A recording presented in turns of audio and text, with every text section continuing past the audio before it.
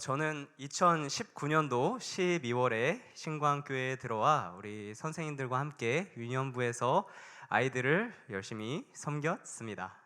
3년의 시간을 되돌아보며 많은 추억들과 감사의 제목이 있지만 그 중에서도 가끔 별미처럼 떠오르는 이렇게 마음을 뿌듯하게 하고 훈훈하게 하는 그런 순간들이 종종 있어 왔습니다.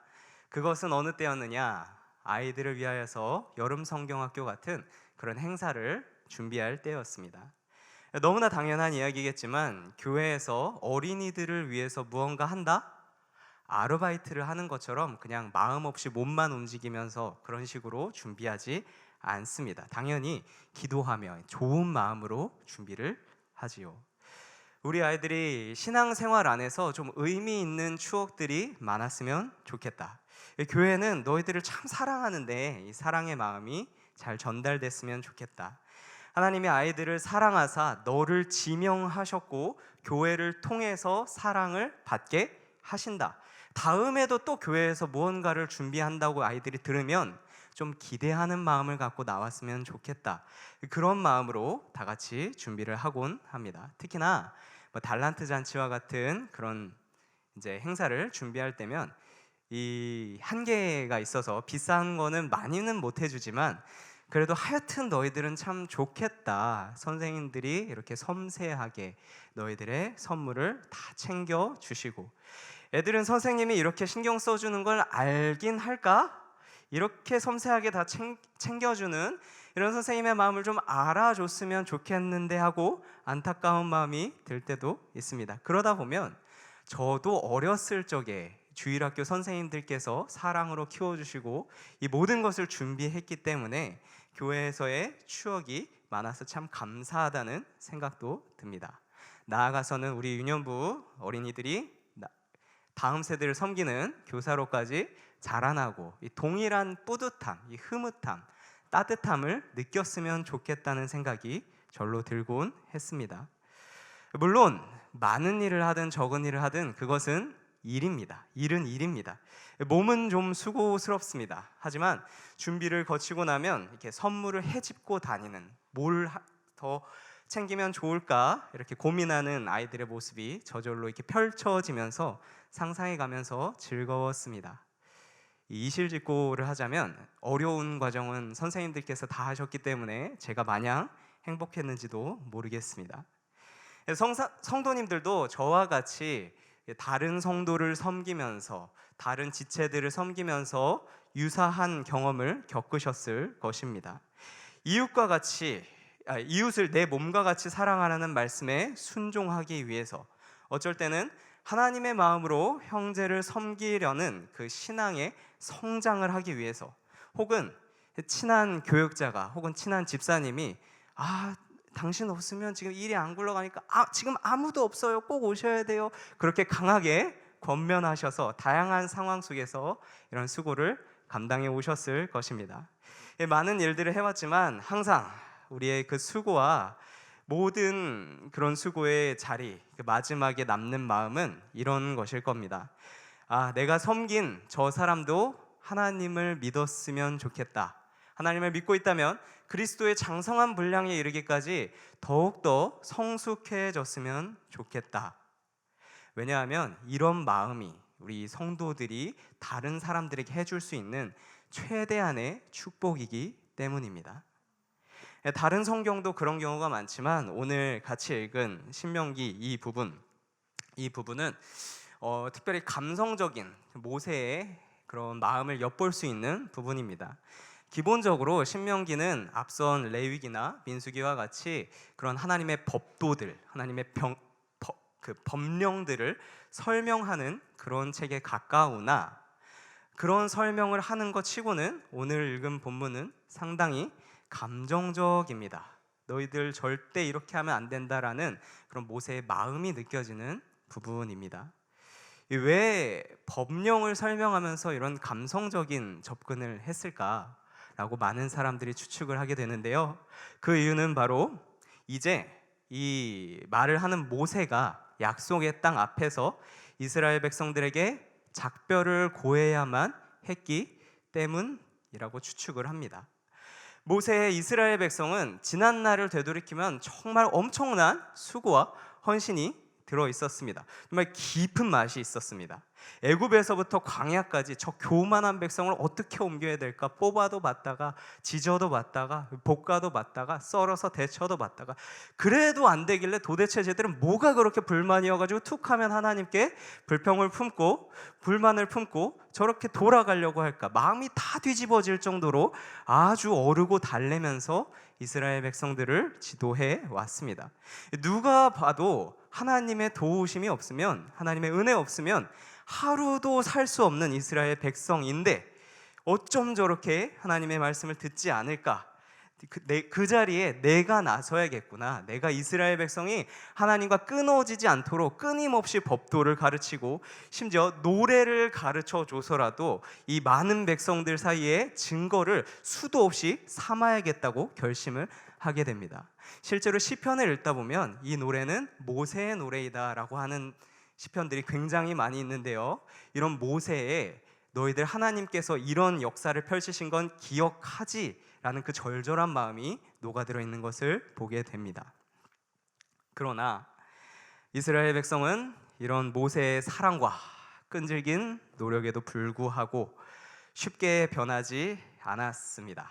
심지어 나중엔 하나님마저도 내가 저들을 다 심판해야겠다 진노해서 나설 때도 있었습니다. 그때마다 모세는 다시 끊임없이 포기하지 않고 기도합니다. 홀로 나서서 자기 이름을 지우는 한이 있더라도 이스라엘 백성만큼은 끝까지 하나님께서 거두어 달라고 기도를 했습니다. 저는 아직까지 이제 아기를 낳고 이렇게 기르고 아픈 것을 돌보고 해본 경험은 없지만 모세의 이런 아버지의 마음으로 이스라엘 백성들을 돌보는 모습을 보면 아마 해산의 고통으로 내가 너를 낳았다 라고 하는 성경의 말씀이 이런 것이 아닐까 추측을 하게 됩니다. 이제 그런 모세가 그렇게 끔찍하게 이스라엘을 챙겼고 사랑했던 모세가 이제 죽음을 앞두고 있습니다. 이제 앞으로는 이스라엘 백성들을 지도할 수도 없고 돌볼 수도 없습니다. 성도님들은 천국을 내가 앞두고 있을 때 사랑하는 사람한테 마지막으로 한마디만 더 할 수 있다면 무슨 말을 하시겠습니까? 이 자식 같은 백성이 나 없어도 잘할 수 있을까? 걱정이 되겠죠. 바로 그 마음을 갖고 모세가 오늘 이 신명기를 썼다고 보시면 말씀을 읽으실 때 더욱 깊은 이해가 있을 줄로 믿습니다. 말씀 보겠습니다. 먼저 6절에 보니 너는 여호와 내 하나님의 성민이라 하고 나옵니다. 하나님의 거룩한 백성이라. 이스라엘은 말 그대로 하나님께 드려진 세상과는 구분된 그런 백성이었습니다. 하나님의 나라의 시민권자였던 것이죠. 여기 앉아 계신 분들 중에 혹시 시민권을 따거나 남의 나라의 백성이 되기 위해 노력하신 성도님들이 계실지 모르겠습니다.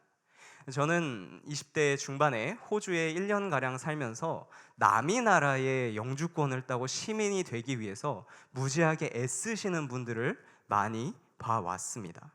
영주권자, 시민권자는 아무나 시켜주지 않습니다. 뭐 요리를 잘하든지 아니면 타일을 잘 깔든지 하여튼 간에 내가 이 사회에 필수적인 공헌을 할 능력이 있다는 것을 경제적으로 증명을 해야만 했습니다. 일반 직장에서는 그 경제적으로 너는 이 정도 되면 능력이 있다라고 하는 선을 채우기가 힘들기 때문에 강제적으로 매일매일 야근을 해서라도 그 선을 채우고 내가 이 사회에 필요가 있다라는 것을 증명해내는 경우가 부지기수였습니다.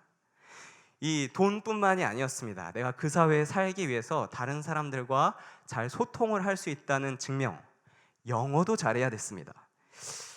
이 이민하시려는 분들이 되게 30대와 40대가 많으셨는데 그 나이 들어서 영어를 잘하기란 쉽지 않았습니다. 내가 뭐 말은 잘할 수 있는데 글은 잘 못 읽는다. 그러면 그것 때문에 떨어지고요. 내가 글은 잘 읽을 수 있지만 듣는 거는 잘 못한다. 그럼 그것 때문에 또 떨어집니다. 이 서류도 제출하고 면접도 보고 몇 년이 이렇게 계속 능력이 입증된 상태로 있어야 영주권이 나오고 또 그 능력이 입증된 상태를 계속 유지해야 나중에 시민권이 나올 수도 있고 안 나올 수도 있습니다. 보통 이민 사회가 빡빡하다고 이야기를 많이 하는데요.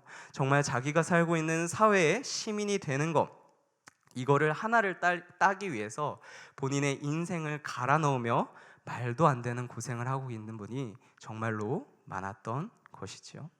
그래서 나중에 영주권을 따고서 부부가 서로 이제 부둥켜 안고 당신 그동안 수고했다고 이렇게 엉엉엉 울면서 다독이는 그런 모습도 보았습니다. 이스라엘 백성들은 과연 뭘 잘해서 하나님 나라의 백성이 되었습니까? 가뜩이나 주변 민족들에 비해서 작고 보잘것없는, 어디 땅도 갖고 있지 않고 유산도 없는 그런 민족인 것 같은데 어떻게 하나님 나라의 시민권자가 되었을까요? 우리 8절 같이 읽도록 하겠습니다. 여호와께서 다만 너희를 사랑하심으로 말미암아 또는 너희의 조상들에게 하신 맹세를 지키려 하심으로 말미암아 자기 권능의 손으로 너희를 인도하여 내시되 너희를 그 종 되었던 집에서 애굽 왕 바로의 손에서 속량하셨나니. 이스라엘 백성은 무슨 자격으로 하나님 나라의 백성이 되었습니까? 하나님의 사랑을 입어서 되었다라고 증거합니다. 이전에 조상들과 한 약속 때문에 하나님께서 한 번 하신 약속은 영원한 약속이기 때문에 너희가 하나님 나라의 백성이 되었다라고 증거를 합니다. 나는 지금 거룩하진 않지만 하나님의 성민입니다. 내가 거룩한 백성이다 라고 선포할 수 있는 이유는 내 안에 없습니다. 나만 보면은 하나님의 백성 같아 보이진 않습니다. 그러나 밖에서 그 이유를 찾으면 있습니다. 그것은 바로 하나님이 나를 사랑하시기 때문에 나는 거룩한 백성이다 라는 것입니다. 하나님은 신실하시며 영원하신 분이기에 한 번 사랑하기로 작정한 자를 끝까지 사랑하십니다. 결코 놓치지 않습니다.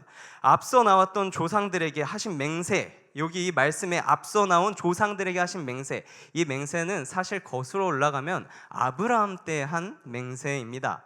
이 듣는 이스라엘 백성에서 치면은 벌써 수백 년도 훨씬 더 지난 그런 약속입니다. 하나님께서는 그 약속을 아직도 그 후손들에게 지키고 계신 것이죠. 그리고 이 약속이 얼마나 신실하게 유지가 되는지 또 수백 년이 지나서 그 약속 아래 있는 다윗도 시편 23편에서 이런 고백을 합니다. 우리 6절입니다. 나의 평생의 선하심과 인자하심이 반드시 나를 따르리니 내가 여호와의 집에 영원히 살리로다. 아멘. 다윗이 젊었을 때서부터 많은 환경에 처해봤습니다. 하나님을 따라서 푸른 풀밭에도 가보고 의의 길로도 걸었다가 사망의 음침한 골짜기도 갔다가 원수의 목전 앞에서도 갔다가 참 산전수전 많은 일을 겪었는데 그러고 나서 보니까 내 인생을 따라오는 게 두 가지 있었다고 고백하는 것이죠. 그것은 바로 하나님의 선하심과 하나님의 인자하심, 하나님의 은혜가 나를 따라오고 있었구나랍니다. 그러고서 깨닫는 거죠.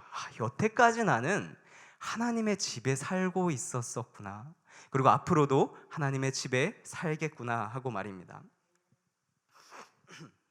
하나님의 약속은 지금도 변하지 않습니다. 성도님들도 하나님의 거룩한 백성입니다. 왜냐하면 우리의 믿음의 조상이 아브라함이 되기 때문입니다. 그리고 특별히 하나님께서 성도님들을 사랑하시기 때문입니다. 하나님의 백성은 내가 지금 자격이 없고 뭐 좀 실수하고 잘못하고 있는 것 같아도 또 순환을 겪고 있는 것 같아도 박탈당하지 않습니다. 왜냐하면 하나님께서 나를 사랑하시기 때문입니다. 이런 성도님들의 삶에 하나님의 선하심과 은혜가 따라올 것입니다. 광야의 이스라엘 백성에겐 모세가 있었듯이 지금 성도님들에겐 성령님이 계십니다. 말할 수 없는 탄식으로 우리를 위하여서 지금도 간구하고 계십니다. 우리는 그 앞에 마음을 쏟아 놓아야 합니다. 제가 보장할 수 있습니다. 그냥 이렇게 좋은 게 좋은 거다 하고 사는 것보다 그 앞에 마음을 쏟아 놓으며 하나님의 사랑을 받으며 사는 것이 훨씬 더 의미가 있습니다. 마치 거의 하나님의 사랑을 받음으로 내 자신이 완성되는 것과 같은 그러한 행복을 누릴 수가 있습니다. 하나님의 사랑을 맛본 자는 그 이전으로 돌아갈 수 없는 것이지요. 우리는 그렇게 하나님의 거룩한 백성이 되었습니다. 믿으십니까? 네, 다음으로 하나님의 백성이 된 자들에게 하나님께서는 무엇을 하나 요구하십니다. 우리 11절 말씀 같이 읽도록 하겠습니다. 그런즉 너는 오늘 내가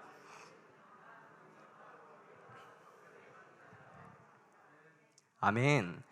우리가 하나님의 백성은 그냥 되었습니다. 하나님께서 나를 사랑하셨기 때문에 하나님의 백성이 되었습니다. 그렇게 일단 하나님의 백성이 되면 하나님의 법도를 지켜 행해야 합니다. 우리 디모데후서 2장 3절 4절 말씀이 이것을 잘 드러내고 있는데요. 같이 한번 읽겠습니다. 너는 그리스도 예수의 좋은 병사로 나와 함께 고난을 받으라.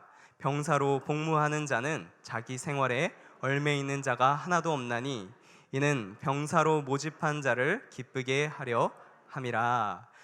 우리 그리스도의 좋은 군인이 되라 라고 말씀을 합니다. 일반적으로 군인과 성도에는 공통점도 있고 차이점도 있습니다. 이 공통점이 무엇입니까? 공통점은 둘 다 싸우면 이겨야 합니다. 지면 비참합니다. 군인은 전쟁에서 승리해야 하고 성도는 영적 전쟁에서 이겨야 합니다. 그래야 군인이 있는 의미가 있고 성도가 성도다움을 세상에 드러낼 수 있습니다. 하지만 군인과 성도의 차이점도 있습니다. 군인의 싸움은 어느 정도 전력차가 일정 수준 이상 벌어지게 되면 우리가 더 이상 아무리 애를 써도 이길 수 없겠다라는 확신이 들게 됩니다. 하지만 성도의 싸움은 승리가 보장되어 있습니다. 이것이 우리의 믿음입니다. 승리가 보장되어 있는 싸움을 이 땅에서 싸우며 살아나간다. 그리스도께서 승리하셨다고 하는 것은 나의 승리다 하고 말입니다. 이 말씀을 면전에서 직접 듣는 이스라엘 백성들도 마찬가지였습니다. 하나님의 승리가 본인들의 승리였고 이것을 믿으면서 살아가야 했습니다. 그리고 이것을 과거에도 수도 없이 경험해 왔습니다. 하나님의 백성으로 남아있는 한 앞으로도 승리는 우리 것이라는 보장도 있었고 다 알고 있었습니다. 그렇지만 여기서 또 궁금점이 듭니다. 그렇게 다 알고 있고 수도 없이 이전에도 얘기했는데 왜 또 굳이 와서 신명기 7장에 한 번 더 얘기하는 것일까? 그 명령을 잔소리같이 또 하는 것일까? 성경에서 이렇게 지속적으로 명령을 하는 이유는 간단합니다. 충분히 하면 너희들이 다 할 수 있는 거 알고 있지만 말 안 하면 귀찮다고 안 하니까 은근슬쩍 넘어가니까 다시 한 번 더 명령하는 것입니다. 이 아이들은 자기가 원하는 것이 있을 때 엄마가 좀 나를 봤으면 좋겠다라고 느낄 때 끈질깁니다. 엄마 하고 부르고 안 보면 또 엄마 엄마 부르고 두 번 불러도 안 보면 엄마 엄마 엄마 엄마 엄마 계속 부릅니다.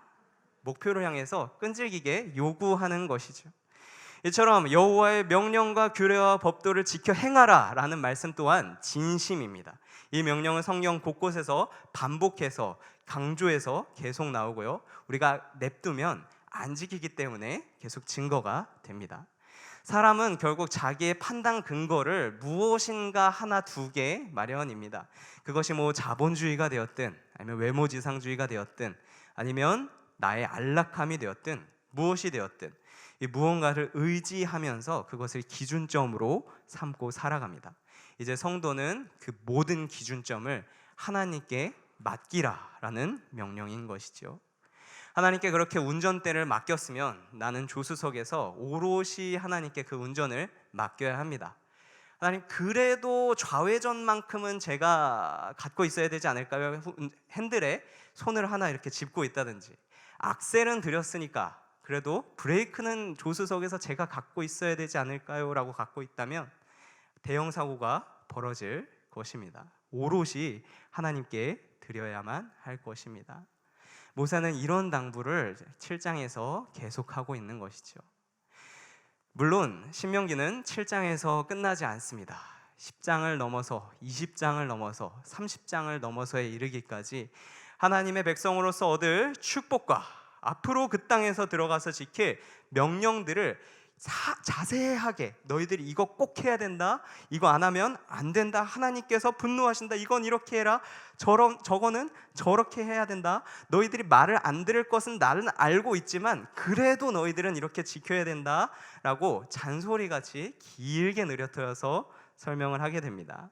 그리고 모세가 이 모든 말을 마친 이후에 그 마지막에는 이렇게 이야기를 하는데요, 신명기 33장 29절 같이 읽도록 하겠습니다.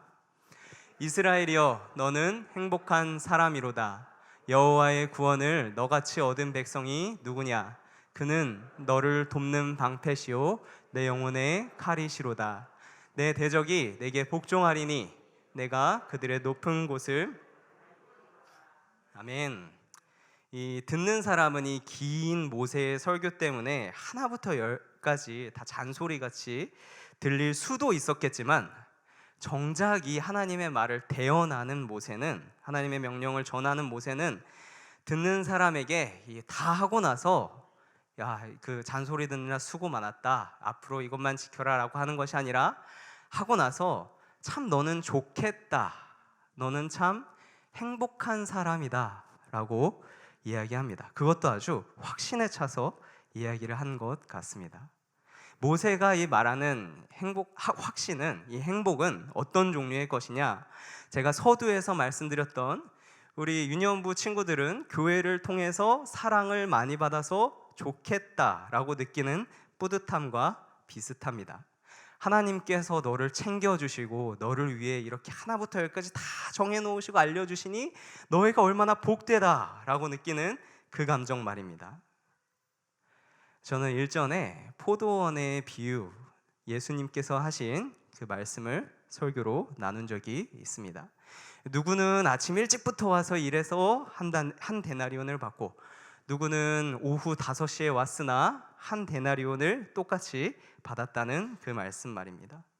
그 말씀의 결론은 누가 몇 시에 와서 일을 했든지 어쨌든지 간에 주인의 포도원에 일꾼으로 들어와 있다는 것 그 자체가 복이라고 결론을 지었습니다. 그 말씀에서 꼭 포도원을 우리가 얼마나 열심히 갈아엎고 땀을 흘렸고 내가 무언가를 성취했고 그런 일을 해서 은혜라는 것이 아닙니다. 이렇게 하나님의 사랑을 너희가 받고 있다, 하나님의 사랑 안에 있다, 확실하게 있다, 주인의 명령을 지켜야만 한다, 권면을 받고 있다는 것, 이 두 가지 자체가 복의 시작이라는 것입니다. 오늘 본문이 이 두 가지를 이야기하고 있지요. 오늘 마지막 설교의 자리를 힘입어서 성도님들께 한 가지 적용을 하며 권면을 드리고 싶은 것은, 우리가 이 두 가지에 대한 기대를 가지고 예배의 자리에 나와야 한다는 것입니다. 저는 집이 양주입니다. 양주시고, 양주에 살기 전에는 화성, 용인에 살았습니다. 집에서부터 교회에 오기까지는 차로 아무리 빨라도 1시간, 대중교통으로 이용한다면 2배, 3배 늘어날 수 있었습니다. 그러나 이 예배를 드리러 오는 수요일, 주일, 그리고 기타 다른 날들에는 항상 마음을 지키려고 노력하였습니다. 하나님께서 나를 사랑하신다, 내가 거룩한 백성이라는 자부심을 느낄 수 있는 그 예배의 자리, 그리고 하나님의 법도는 하나님께서 너에게 명령하시는 것은 이것이니 너희가 삶에서 지켜 행해야 한다라는 그 선포의 자리, 그 자리에 그냥 오시기보다는 이런 기대를 갖고 오셔야 합니다. 이런 기대감으로 예배의 자리를 지키시는 그 자랑으로 가득한 삶을 성도님들께서 누리시기를 축복합니다. 제가 기도하고 마치도록 하겠습니다.